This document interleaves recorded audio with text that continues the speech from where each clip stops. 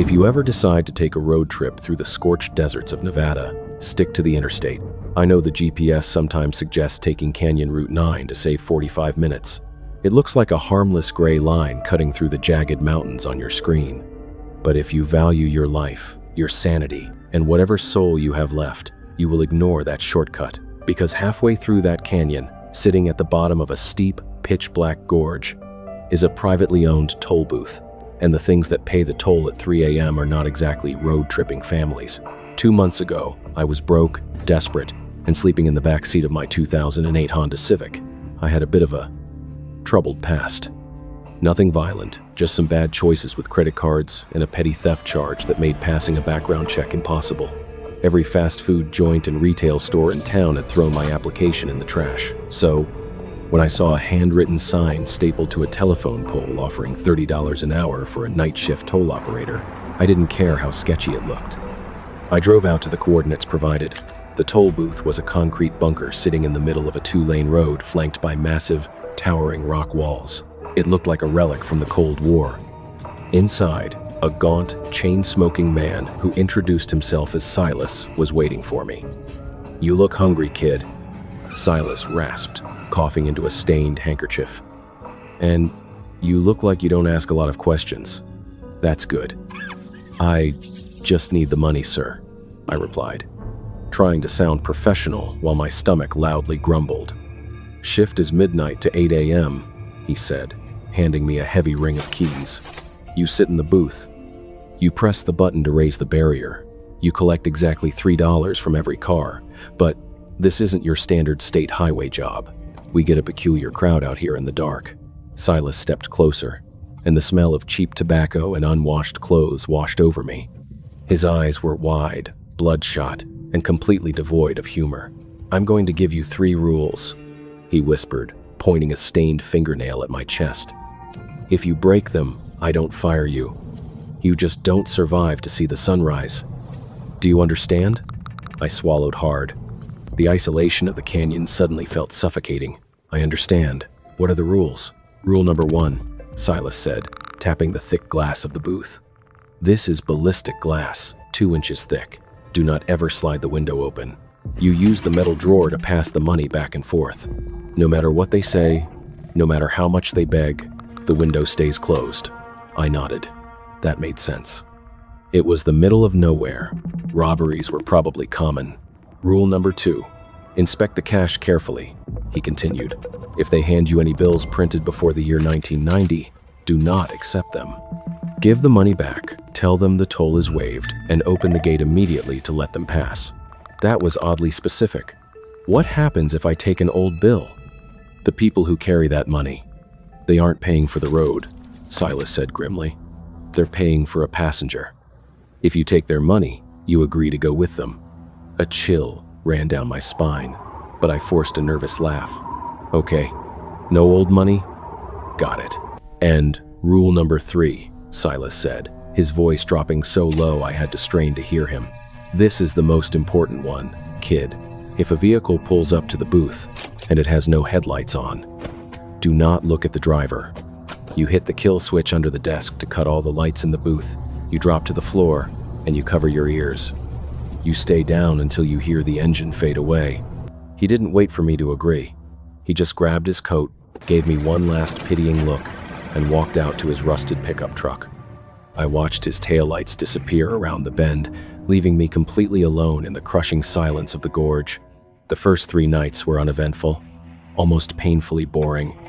I read magazines, listened to static-filled radio stations, and collected $3 tolls from exhausted long-haul truckers and lost tourists. I started to relax. $30 an hour to sit in a heated box and push a button? Silas was just a crazy old man trying to spook the new guy.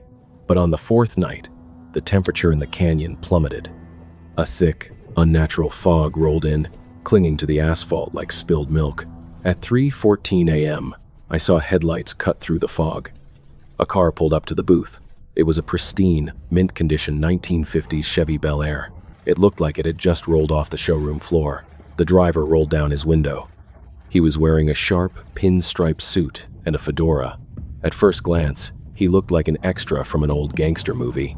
But as I leaned closer to the bulletproof glass, my stomach did a violent flip. Something was terribly wrong with his proportions. His shoulders were far too wide for his body, and his neck was completely rigid, as if it was fused to his spine. He didn't turn his head to look at me. Instead, his eyes, which were entirely black, with no white sclera at all, swiveled in their sockets like security cameras until they locked onto mine. He extended an arm toward the metal transaction drawer. His arm was too long. The elbow joint bent at an angle that would snap a human bone. He dropped 3 crumpled bills into the drawer. I pulled the drawer back, my hands trembling. I smoothed out the bills. They were $1 silver certificates. The date printed at the bottom was 1,935. Rule number 2, do not accept the money. My heart hammered against my ribs. I placed the bills back into the metal drawer and slid it out toward him. I'm sorry, sir. I forced the words out of my throat, trying to keep my voice steady. The toll is waived tonight. You can pass. I slammed my hand down on the button to raise the barrier. The man in the suit didn't take the money. He just sat there. His completely black eyes stared at me through the 2 inches of ballistic glass. Then, his mouth opened. He didn't speak, but a sound came out.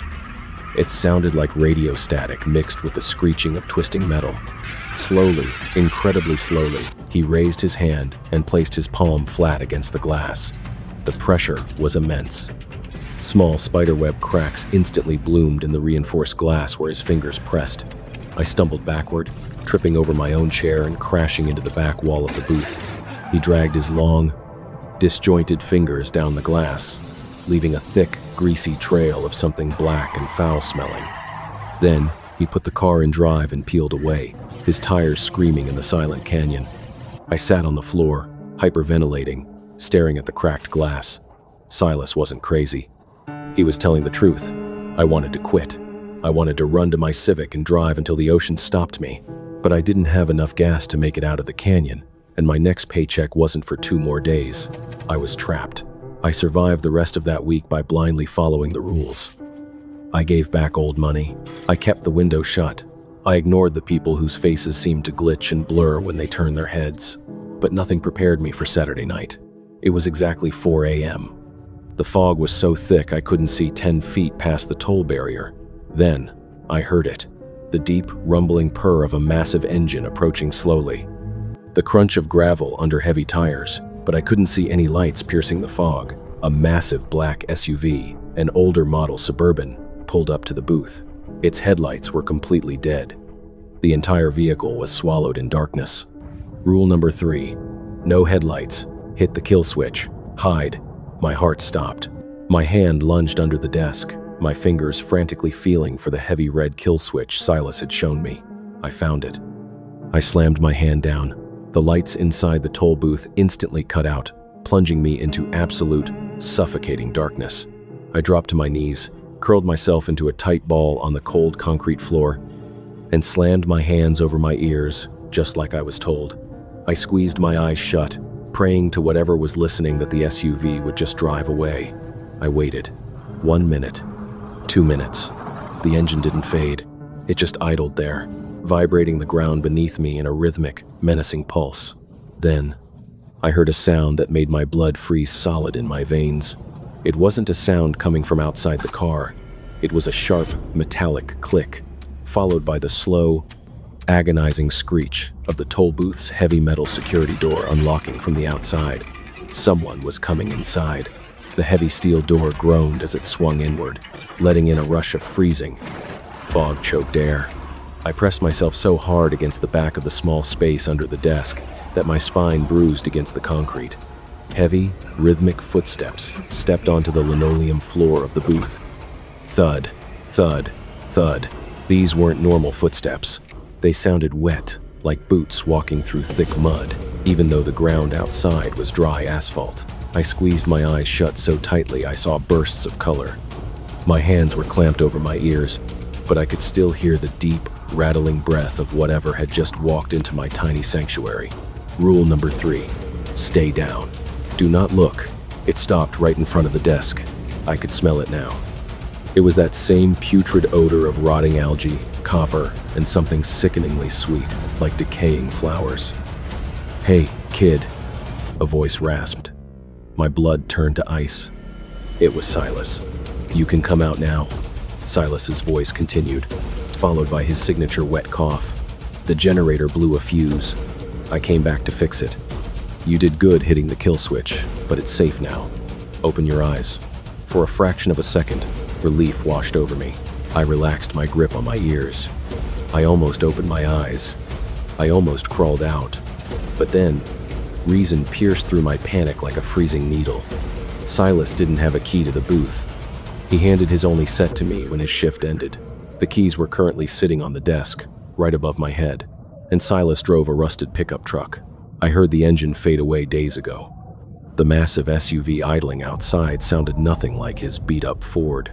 Whatever was standing inches away from me was wearing Silas's voice. I said, "Come out, kid," the voice repeated. But this time, it was different. The pitch was slightly off. It was too fast, skipping over the syllables like a broken record. I shoved my palms back over my ears and bit down on my own arm to keep from screaming. Tears streamed down my face, hot and fast. It knew I wasn't falling for it. The breathing above me changed. It grew heavy, jagged, and wet. I heard the sound of joints popping and cracking, snapping out of place with loud, agonizing crunches. Suddenly, something slammed down on the desk above me with the force of a sledgehammer. The entire booth shook. Bang. Then again. Bang. "Look at me," it roared. It wasn't Silas anymore. It was a cacophony of a dozen voices screaming in perfect, terrifying unison, echoing off the concrete walls. I squeezed myself tighter into a ball, squeezing my eyes shut so hard my eyelids throbbed. I hummed a stupid pop song in my head, as loud as I could, drowning out the horrific screeching. Something wet and freezing cold brushed against my ankle. Long, greasy fingers traced the hem of my jeans. It was reaching under the desk. It was trying to grab me. I kicked out blindly, my sneaker connecting with something hard and dense. It felt like kicking a sack of wet concrete. The entity let out a high-pitched, vibrating shriek that made the ballistic glass in the windows rattle. Then, abruptly, it pulled back. Heavy, rapid footsteps stomped out of the booth. The metal door slammed shut with a deafening crash. A second later, the massive SUV's engine roared to life, its tires squealing against the asphalt as it sped away into the fog, taking the crushing darkness with it. I didn't move. I didn't open my eyes. I lay there on the filthy floor, shivering uncontrollably for what felt like years. I only sat up when the faint, gray light of dawn finally began to creep through the cracks in the door, illuminating the dust motes dancing in the air. My body was completely stiff. My throat was raw. I slowly opened my eyes and pulled myself up from under the desk. The booth was a disaster area. The heavy metal transaction drawer had been completely ripped out of the wall and thrown into the corner. But that wasn't what made my heart stop.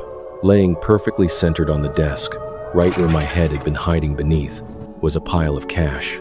It was $30. Exactly $30, but they were all silver certificates, crisp, immaculate bills printed in 1935, and resting right on top of the pile was Silas's stained, filthy handkerchief. It was soaked in dark, dried blood. If you take their money, you agree to go with them. Silas hadn't quit. He hadn't gone home. He took the money from the wrong driver. The entity in the SUV didn't come to kill me last night. It came to deliver my predecessor's severed belongings. It came to let me know the position was now permanently mine. I scrambled for my cell phone, my hands shaking so violently I dropped it twice. No signal. I ran to the landline on the wall, but the cord had been sliced clean through. I looked out the cracked bulletproof window. The fog had lifted, revealing the sheer, impassable rock walls of the canyon stretching hundreds of feet into the sky. My Honda Civic was still parked in the small dirt lot, but the driver's side door had been peeled open like a tin can, the steering column entirely smashed. I can't leave. They made sure of that. It's been 2 months since that night. I live in the booth now. There are some canned beans and bottled water in the bunker beneath the floorboards. Enough to keep me alive. Every night, precisely at midnight, the fog rolls in and the cars arrive. Some look like regular tourists until you realize they aren't blinking. Some drive vintage cars and hand me silver certificates, which I violently push back through the slot, screaming at them to pass. And some nights, the massive black SUV without headlights pulls up. When it does, I hit the kill switch, dive under the desk, and pray to God my mind doesn't break from the things it whispers to me through the door. I am writing this on my laptop, trying to connect to a fleeting scrap of satellite internet that occasionally passes over the gorge. If this posts, if you are reading this anywhere out there in the world, please listen to me. When you're driving through Nevada and the sun starts to dip below the horizon, stay on the interstate. No matter how much traffic there is, no matter how tired you are, if your GPS tries to reroute you to save time, if you see a rusty sign pointing towards Canyon Route 9, keep driving, lock your doors, turn the radio up loud, because I am the only operator out here, and I don't know how much longer I can keep the window closed.